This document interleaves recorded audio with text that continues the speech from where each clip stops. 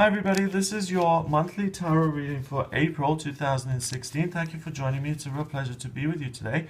I'm going to choose one card for each week of the month, and then I'll choose a final card to give you the overall theme. Okay, so the first thing I notice is that there's a lot of blue here, and blue is about emotions, it's about love and romance, and it's also about serene feelings and positive feelings. So that's really the flavor that I get for April, and also energy, positivity, optimism, and a real sense of things blossoming and really aligning yourself with the season. Actually, new beginnings, spring, hope for the future, energy, and putting your focus on things, getting them started, new beginnings, and moving forward with things. The first week of April is really about making good decisions, keeping things light. I think there's a lot of scope and lots of room to have fun with friends and family. I get lots of laughter, jokes, a feeling of kind of lightness. The lightness of being. And I think you skip through the first week of April, really. I think things are fun.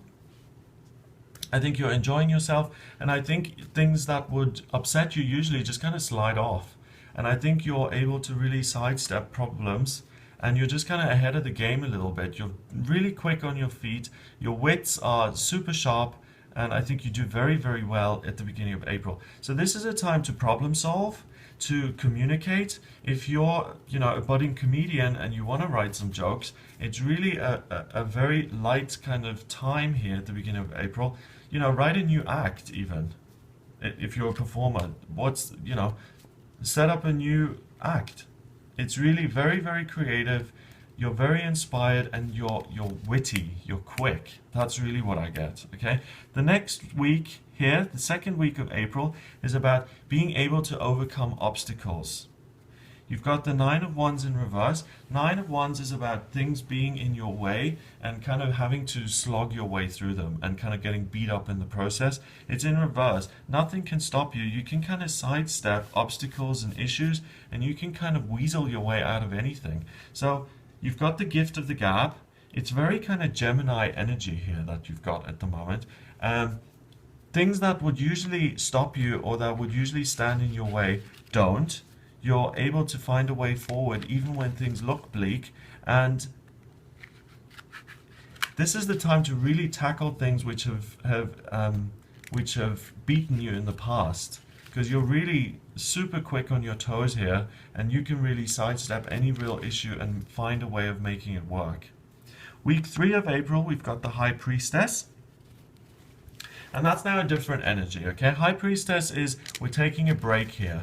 I think week 3 in April, you kind of stay at home more. I think you quieten things down. I think there's much less action involved. I think you take the time to reflect, to regroup, to educate yourself, to learn, and to look at things from a much more outside perspective. So I think you're massively involved kind of in the game, in the everydayness of life here at the beginning of April. You're sorting things out, you're speaking to people, you're completing deals, you're shaking hands, you're telling stories, going on the radio to be interviewed, whatever it is you're doing. It feels very much like you're very busy, you're very productive. But now here in the third week, it's kind of you take the time to hash out the details, to do the extra research, to find or to fill in the gaps in your knowledge, to get all the extra bits that you may not have.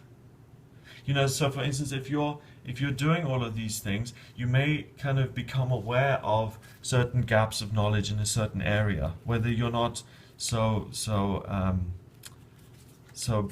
up to date with knowledge about a certain subject, or whether you realize that's a bit of a thing that you aren't aware of, that you haven't looked into.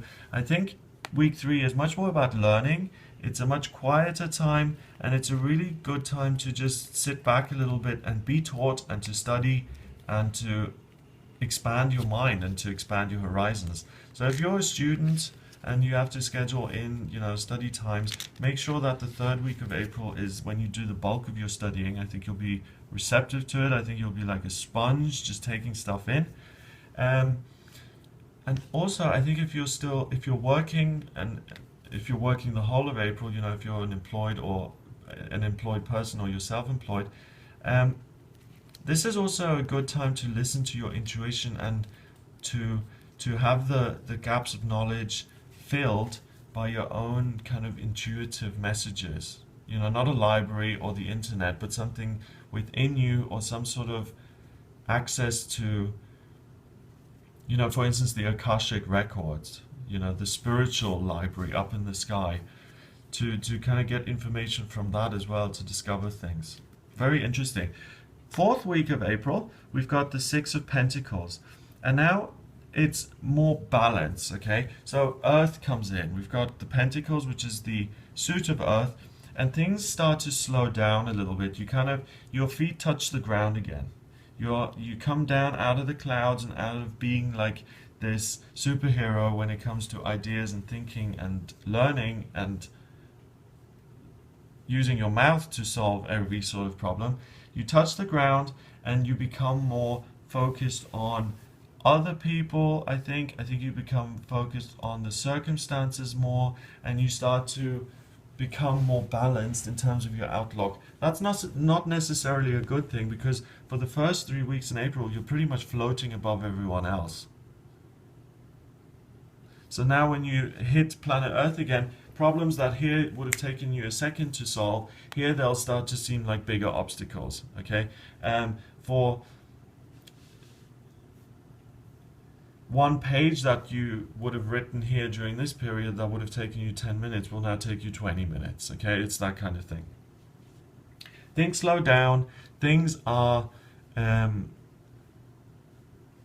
more balanced. On the plus side, I think if you had any anxiety or nervous energy during the first 3 weeks of April, that really starts to ease off, and you start to feel more settled within yourself.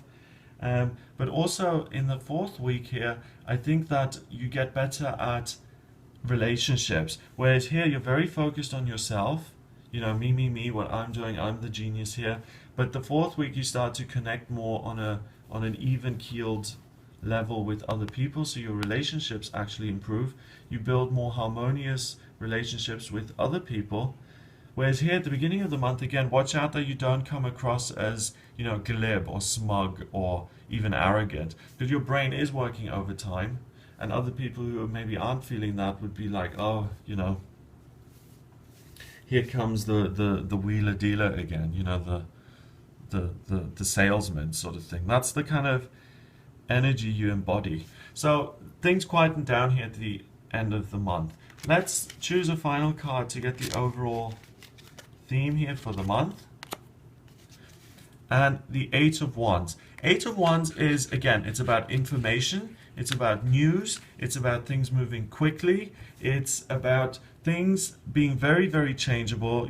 Snow on the Monday, nice sunny 15 degrees on the Tuesday. It's things really, really being at extremes, and things moving very quickly. It's also representative of obstacles either completely blocking your way on one day and then being completely gone the next day. And it's really taking the pulse of your circumstances on an ongoing basis, because things are very, very changeable, and things are happening really quickly all the time. The Eight of Wands also represents working in teams, sharing information, being inspired, getting things done in conjunction with other people. And I think teamwork here is best towards the end of the month, the last week in particular, but I think the week before that a little bit as well. Not so much in the beginning. I think you should be the leader at the beginning of the month, and really implement things yourself. But all of this information exchange really leads to growth, and you'll notice that these are wands, okay? And wands has to do with the element of fire, and it has to do with life purpose, especially life purpose when it comes to work. So all of this information exchange may shine a light on what you ought to be doing with your life when it comes to your career. And because your intellect is so heightened at the beginning of April and things move so quickly, you can really discover and make more progress if you're on that kind of a search. What should I be doing? And things that would take you a week usually will take a day. So if you haven't figured out what you should be doing for your working life, it's a good time to discover things for yourself, but also it's an excellent time to have a reading, for instance, because it'll be information that you take in. You can take other things in as well and really line them up and make a very informed decision. So it's very revealing about your life purpose and also what your creative outlet is. So really it's, if you think about April in terms of the seasons, the flowers are just coming out of the ground and they're opening and blossoming. The same thing is happening to you in terms of your own gifts, your own talents, the internal kind of blossoms that are now blooming. So that's what I see coming up for April. It looks very encouraging, very productive. If you'd like a private reading with me about your life purpose, your career, your relationships, your finances, anything, get in touch with me via my website. It's gregoryscott.com. Click on readings and you'll see the types of readings that I offer. Just order it on that page. Please remember to subscribe to the channel, and I will be with you next month for the forecast for May, daily for the daily tarot readings, and also monthly for your astrology sign forecast. Have a look at those. Have a great April, and I'll speak to you soon.